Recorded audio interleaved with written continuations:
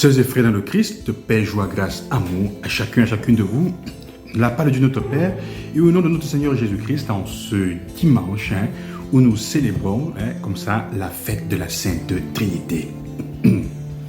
C'est un des mystères, un des dogmes de notre Église.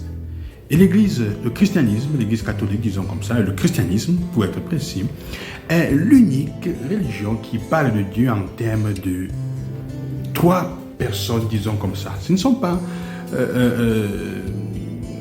on peut dire comment, trois manifestations. Non, ce n'est pas que Dieu a trois manifestations.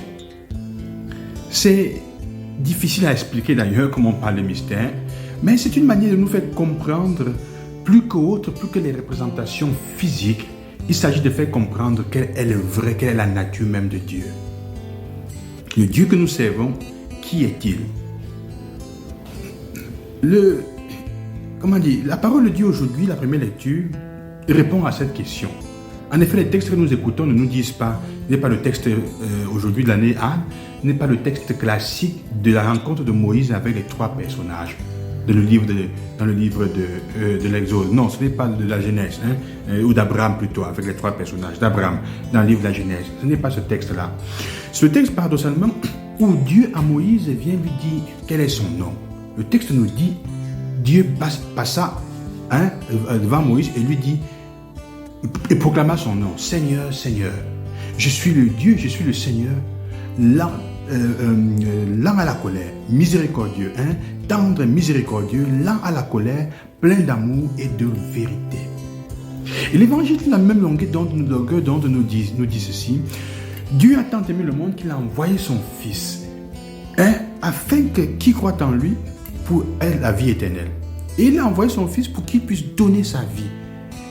En fait, le Fils est là, comme il dira dans l'évangile de Jean aussi, qui me voit a vu le Père.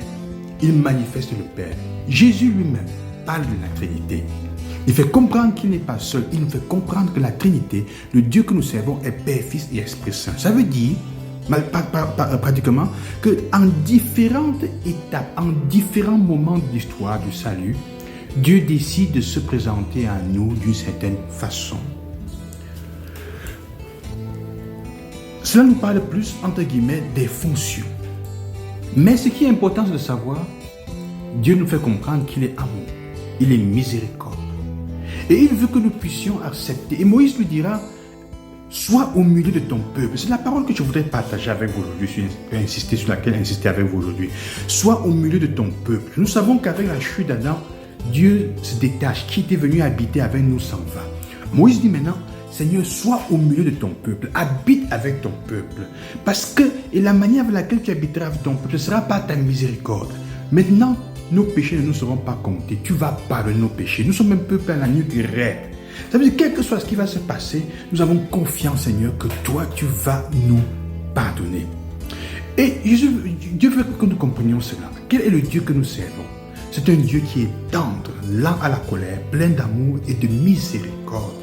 Et le don qu'il fait sur la croix pour nous, de sa vie pour nous, nous dit cela, combien important Dieu meurt pour nous. Cela devrait nous rendre heureux, frères et sœurs, nous faire changer. Et nous fait arrêter de passer le temps à nous morfondre dans les remords et dans les flagellations. On se regarde mal, on n'a pas le courage de se regarder avec les yeux de la foi.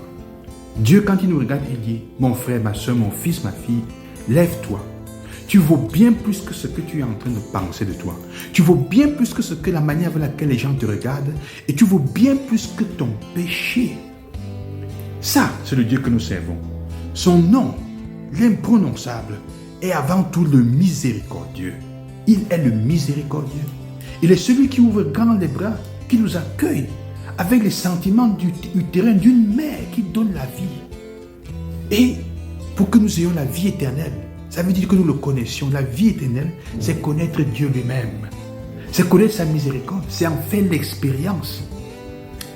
Et si nous faisons l'expérience de la miséricorde de Dieu, nous la ferons aussi partager. Nous la ferons expérimenter par les autres aussi que nous rencontrerons. Dieu nous aime.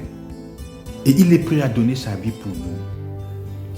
Celui qui aime, sœurs et frères, veut voir la personne qu'il aime heureux, pas malheureux. Quand tu aimes quelqu'un, tu veux le voir ou la voir heureux ou heureuse. Tu es prêt à tout pour que cette personne soit heureuse, jusqu'à donner ton sang. C'est ce que Jésus a fait pour toi, pour moi. C'est ce qu'il a fait. Prêt à donner son sang et sa vie pour toi et pour moi. Célébrer la fête de la Trinité, c'est célébrer la miséricorde. C'est célébrer un Dieu qui est famille. C'est célébrer la communion. Parce que c'est ça en fait que les trois personnes en un seul Dieu nous font comprendre. Père, Fils et Saint-Esprit. L'Esprit en nous chante chaque fois Abba. Et c'est l'Esprit du Christ qui en nous permet de crier Abba. Nous pouvons dire que nous devons la quatrième personne de la Trinité un peu, pas place pour, excusez-moi le terme. Mais célébrer la fête de la Sainte Trinité, c'est célébrer la communion. Que nous ne pouvons pas vivre comme frères et sœurs. Nous ne pouvons pas suivre Jésus et ne pas chercher à vivre ensemble comme communion.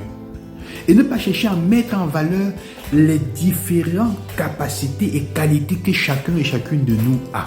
Parce que le Père a eu sa fonction, le Fils et l'Esprit aussi ont leurs qualités. Et c'est leur amour qui fait qu'on a l'impression que quand un agit, tous agissent ensemble avec lui. On ne voit qu'une seule personne. Quand le Père agit, on voit le Fils et l'Esprit. C'est comme si c'est la même personne, on ne voit qu'une seule personne. Il s'agit donc de copier cela. De demander au Seigneur cette grâce. Célébrer la fête de la Sainte Trinité, sœurs et frères. C'est célébrer la fête de la miséricorde. Qui traduit le cœur amant et qui exprime le désir de communion que Dieu veut que nous ayons les uns envers les autres. Alors, est-ce que toi, tu te sens aimé? Est-ce que croire au Dieu de Jésus-Christ comme Dieu Trinité, ça veut dire être capable, comme je disais, d'accepter les autres avec leurs différences. Quels sont ceux autour de toi que tu n'arrives pas à accepter, dont tu n'arrives pas à accepter les différences et dont tu n'arrives pas à mettre en valeur la diversité? Il s'agit de vivre comme ça, de travailler pour que nos diversités vécues deviennent une seule chose, créent l'unité. Bonne fête de la Sainte Trinité à chacun et à chacune de vous, que Dieu vous bénisse et qu'il vous accompagne. À demain. Loué soit Jésus-Christ.